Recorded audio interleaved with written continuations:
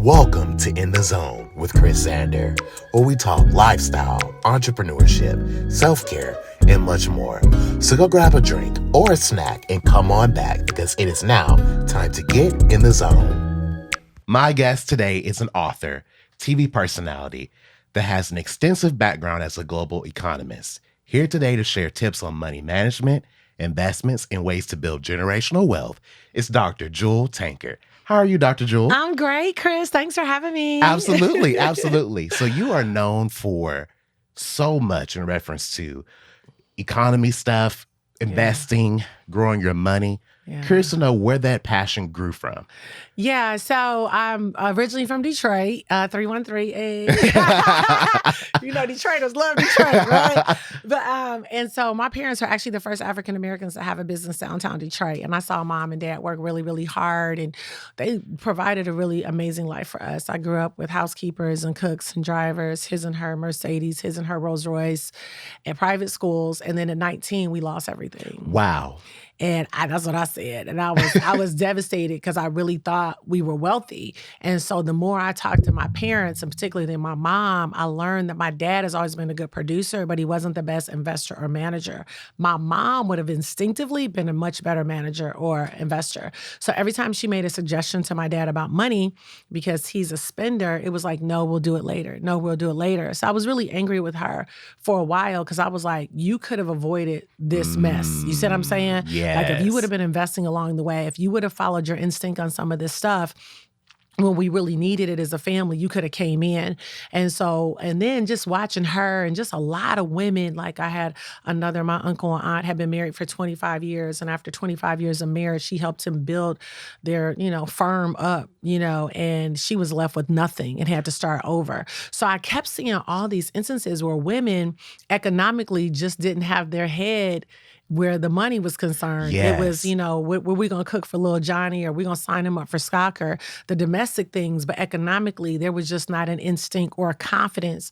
And so that made me say, girl, you got to do better, And then I went through a season where I started dating drug dealers because, don't judge me, but. No, listen, in the zone, we don't judge here. Like, for real. And so, because I was looking for that financial security. So I went from my daddy taking care of me to men taking care of me. And then I had to ask myself, why can't you take care of yourself? And so I ended up changing my major at U of M and majored in economics, and was blessed to have some wealth mentors in my life in real estate and negotiations and gold and silver. And then that's when I really kind of said, you know what? Your financial destiny is nobody else's responsibility. It's not your parents. It's not your husband. It's not a boyfriend. It's not a friend. It's not a pastor. It is your responsibility. Absolutely. And that's when I really started going after understanding the patterns of money. What is the difference between a person who is, survives a recession and doesn't have to change their current state of living? Why didn't they have to change their current state of living? What were they doing? What do they know that the average person doesn't know? Right. And that's what made me get over into the space. So we'll start here. What do they know that the average person doesn't know? Well, that's such a good question, Chris.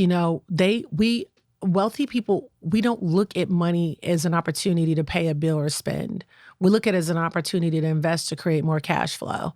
And that's the big thing, because I want people to know that they can live off of the return on the investment. So I can either go out and buy a brand new car that's going to cost me, or I can buy an investment property that's going to create cash flow from me putting a tenant in there. You see what I'm saying? Yes. So it's better for me to say, let me buy a property that tenant is going to pay me every month, where those tenants are going to pay me every single month. Now I can take that cash flow and use it now to pay my bills, opposed to work. And then if you're making good money, your lifestyle is good. But if anything ever happens with that work, now lifestyle changes again. So how do we avoid the economic ups and downs in our lives? We have to change the relationship that we have with money, because most of us were just taught, as long as I got a roof over my head, food on the table, or if you got some money, as soon as I get that money, I'm going to go buy it. I want them to think I got to get my credit together so that I can use other people's money, invest in a property that can now cash flow every single month, because regardless of what's happening, recession or no recession, people are always going to need a place to stay. And right now, rents are being raised throughout the United States unexpectedly up to $400, and they only have a 30-day notice. So who's the winner? The winner is the landlord. Absolutely. And so what we want to do is change that narrative and help people know you can become the landlord. You don't have to rent for the rest of your life. I know your parents are renting, your family is renting. You can buy a home, not just buy a home for you to live in, but let's help you turn around and buy more homes so that you can put tenants in there so you can create cash flow. Absolutely. Absolutely. So in reference to buying homes, where do people start in reference to that? Like, how do they start? So the first thing that we do, we have, I'm the visionary of a company called Tavaverse, and we basically put this together for our community. I want to see everybody win. I love every race, every nationality, but obviously economically, people of color are still very much, we have not grown in real estate since segregation. Wow. Surprisingly, I was like, saw those statistics. I was like, whoa. And this time in social media where we're just blinging and looking so good, we're still not, Right. we're behind there. So what we do is we help get a person's credit together, because most people feel like my credit is jacked, I'm screwed. No, not necessarily. Let us help you get credit together. And I don't want to show you how to get good credit so you can go buy a new car or get, maybe even a new house. I want you to have it, but I want to show you how to use credit to invest. We have relationships with wonderful banks. Actually, one of the banks is owned by a Black woman. We have a relationship with American Express where people can actually buy a home with American Express, or we can get them funded. Because what happens with most people don't invest because they can't get the capital. They don't have the money. So think about it. If I give you the money, if I say, okay, Chris, we're going to get your credit from 600, let's just say, for example, to 700, so your interest rate is reasonable, then I'm going to help you find a house for, let's just say, $70,000. Then I'm going to show you how to go to the bank and get an approval for that house for $70,000. Your note on that $70,000 house, let's just say, is $600 a month, but your tenant is paying you $1,500 a month. You're up, $600 or $900 every single month from that one purchase. So now let's go do it again. And let's go do it again. And next time, let's not get a single family. Let's get a duplex, or let's get a fourplex. You move in one. All right. And your tenants are paying for your mortgage plus profit. And then you do it again and you do it again. And so this is how you end up meeting people. And it's not a lot of us out here, but there are people out here who literally own 50 doors, 100 doors, 1,000 doors. And that's exactly what we're doing, working and helping our people get to the point where they are, buying door after door after door and multiple doors at one time. We give them the credit. We got the relationships with the bank. We got the systems in place so you're not getting another job or a headache. Yeah. Because a lot of times people have had bad real estate experience as investors because they didn't have the system. So we're going to make sure you got the system in place, right? And then market it. So if you want to do short-term rental, you don't have to use Airbnb. Their fees are so high.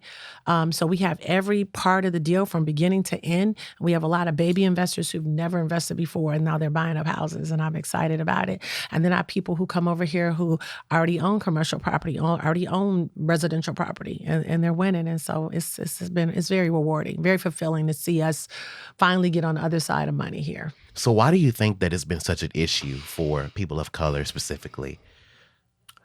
I think it's lack of education. I mean, I think sometimes you don't realize the residual impact that slavery had. We went from slavery to indentured servant. So we got used to a mindset of saying, I'm going to stay here at the master's house because I got a roof over my head. I can eat his food.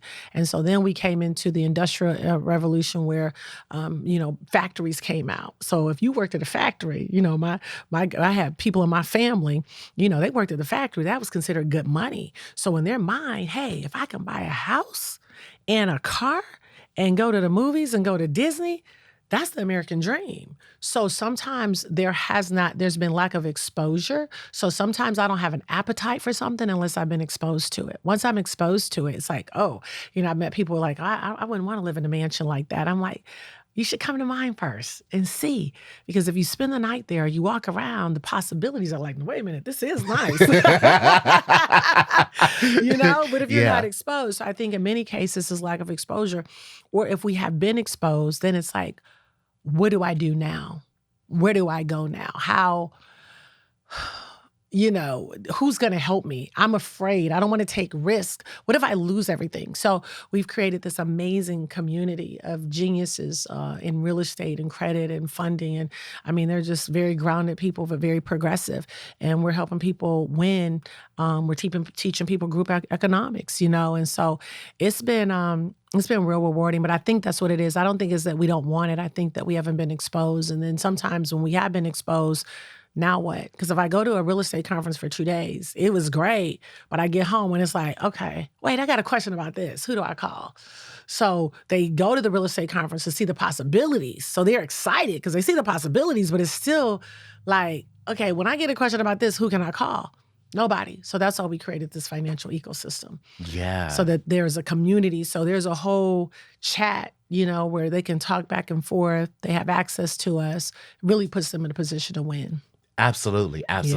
So you talk about different forms of investment. You talk about Bitcoin. Yes. Cryptocurrencies. Yes. You talk about like oil. Yeah. And even like metal. Yeah. And stuff like that. Yeah. Gold and silver. Yeah. So how do you how do you decipher which one to go with first, if that makes sense? Such you're brilliant questions. You'll be a great investor. Because that's the thing. You got to keep asking the questions. I ask questions all the time. People are like, you're an expert. I'm like, I'm a master's student. I'm very inquisitive. So when I get around people that know, I ask them tons of questions. That's how I learn.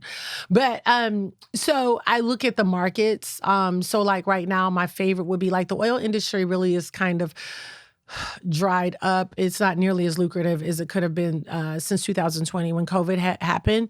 It really had a negative impact on oil because the drillers couldn't work. So they do something called fracking. So all those people that would be working to manage and maintain the wells, they basically stopped working. Some of them have come back to work, but I wouldn't tell people to invest at large in oil. There's still opportunity in oil, but not as big as real estate and I think silver. So my two favorite asset classes would be first real estate because it can cash flow right away. I can get you, if I find an apartment building for you right now with 5 tenants already paying and you get the capital from other people, the bank, it would make sense for you to get that because you can immediately be making now an additional $2,000 to $5,000 a month just in cash flow from your apartment. If you start buying silver right now, which is teetering, it's been between $23 and $30, that's great, but you can't necessarily live off of it, right? It's one of those things buy and hold because eventually silver might end up going to $50, $100, $200. So it's a long-term investment that does not create cash flow immediately. Real estate is my favorite because it can create cash flow immediately. Silver, second, buy and hold. Yeah, I love that. Yeah. I'm just curious to know as well, too, how long did it take you to learn this stuff, if that makes sense? Because it's a lot of information. Yeah. And the funny thing is, Chris, I'm learning every day. And that's what I want people to know. Like, don't feel like you got to know everything that I know. I think that anyone that desires to be wealthy has to be an avid learner because I'm learning new stuff every day and I'm taking it in. But what I've learned is that when I learn it, I move. When I learn it, I move. If the person that I trust is a mentor, because they're fake teachers and they're real teachers. A fake teacher is a person who wants to become something, and there's nothing wrong with that. But I'm like, you shouldn't get their advice because you don't even know what their asset balance sheet looks like. What are their liabilities? What is the money that's really coming in? Because just because somebody has on Balenciaga and driving a Lambo doesn't necessarily mean that they're wealthy. They could have a note on all of it, right? That's true. So I want to make sure that they're real assets that are creating cash flow.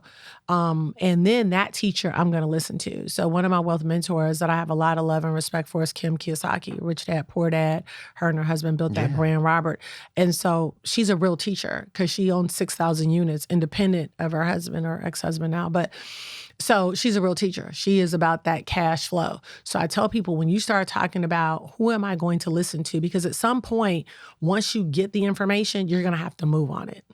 It's not going to be I heard it and, it took me 6 months to move or a year to move. I tell people once you get the information, and you know it's a real teacher, and you get a witness, you got an instinct, something saying do it. Your mind's still figuring it out, but something in your gut saying do it. It's like when you meet somebody and you're like, Yeah. oh, I like them or not, right? Instantly. We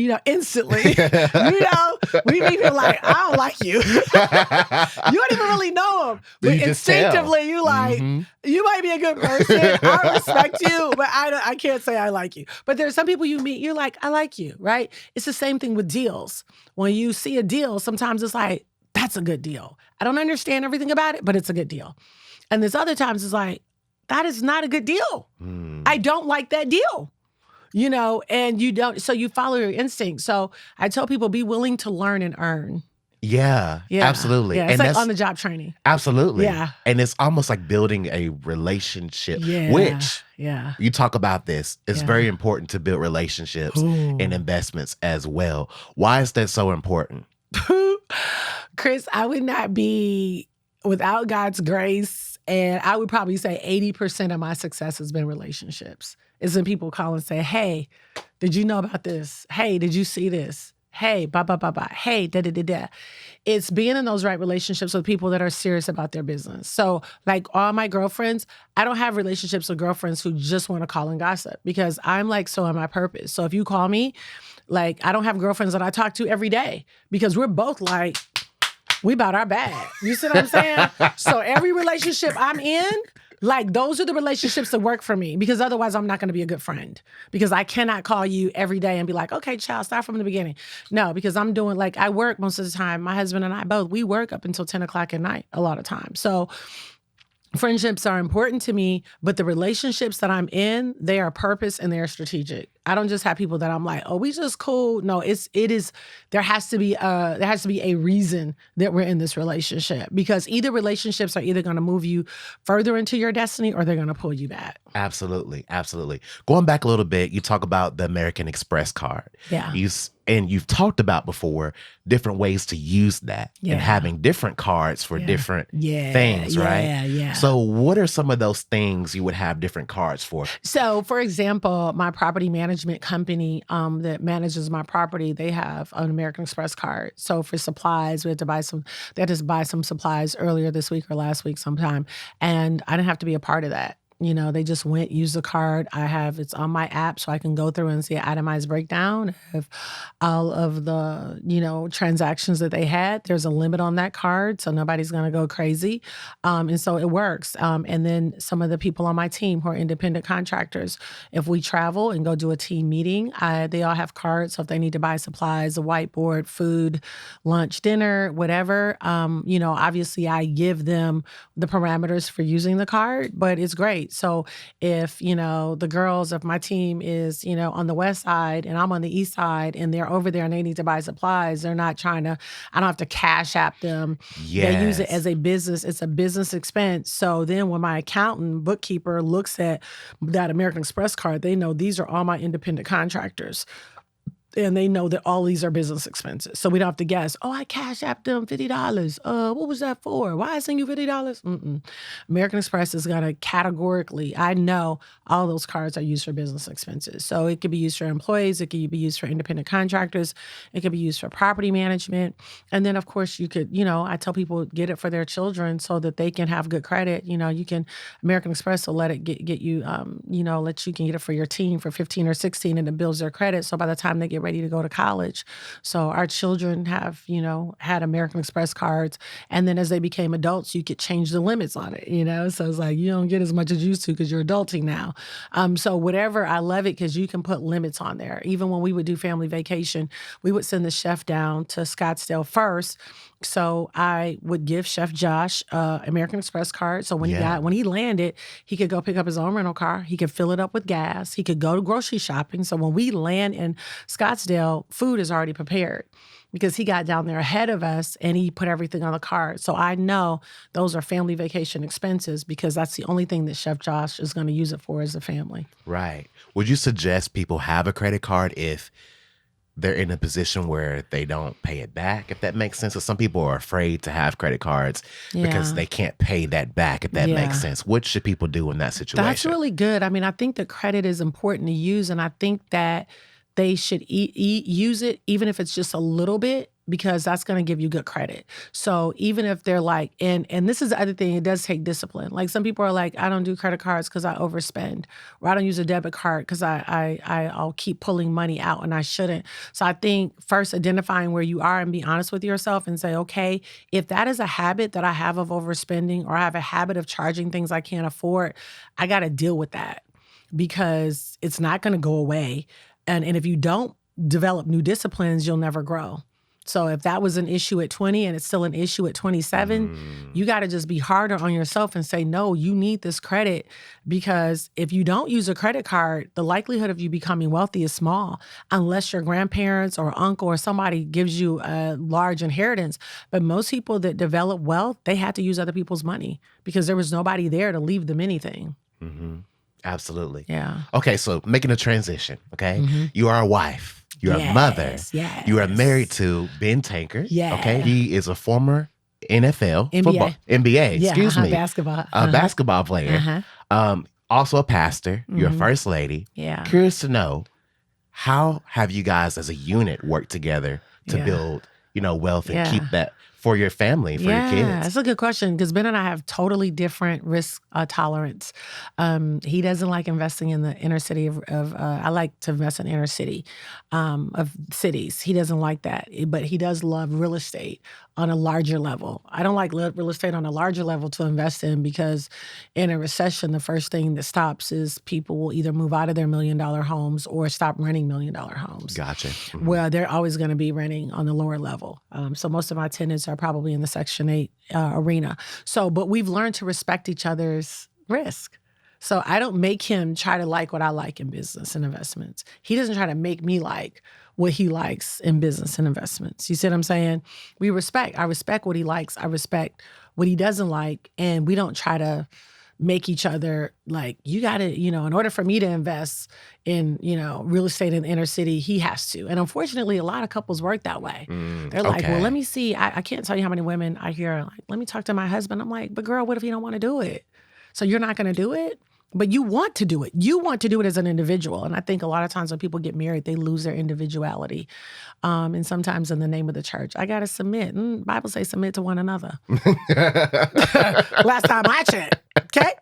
And it didn't say that you're supposed to let go of all your desires and let go of the things that you want to do. And I'm all for partnership. Ben and I are close. We've been married 22 years, and it's been a blessing. But I think it's work because we do respect each other's individuality, and we don't try to make each other.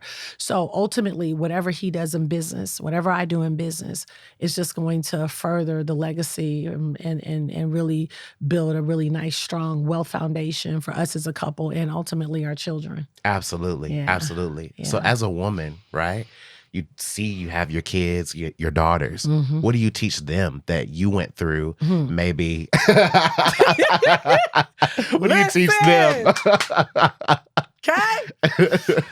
It's so crazy because we literally had this conversation with our youngest daughter this week, and when we were in Washington, D.C. with her and her fiance, and he wanted to know, like, what did you guys feel on, I feel like, he said, I feel like Cy wants me to pay all the bills.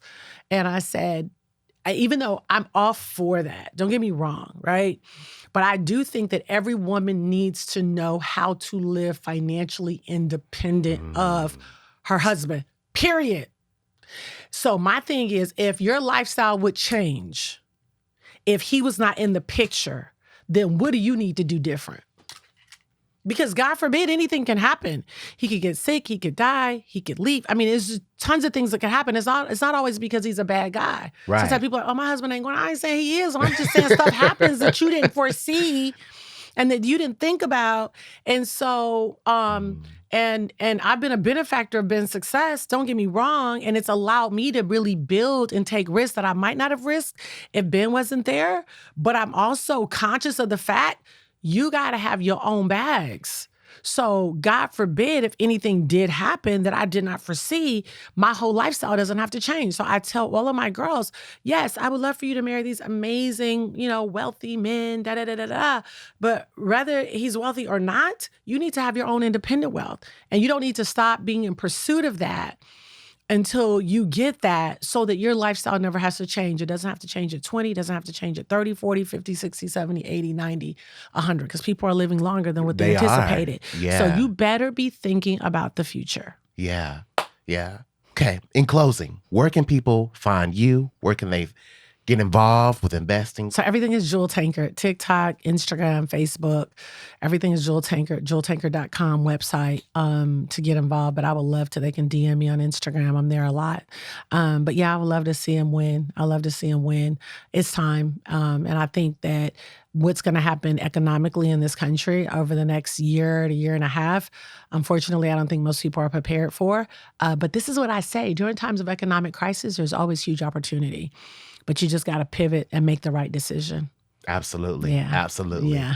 All right. Well, everyone watching today, thank you for tuning in. Hope this helps you. Also, check Jewel out on YouTube. Yes. You give a lot of free tips, great tips, interviews, different things on YouTube. So check out her YouTube. Yeah. And until next time,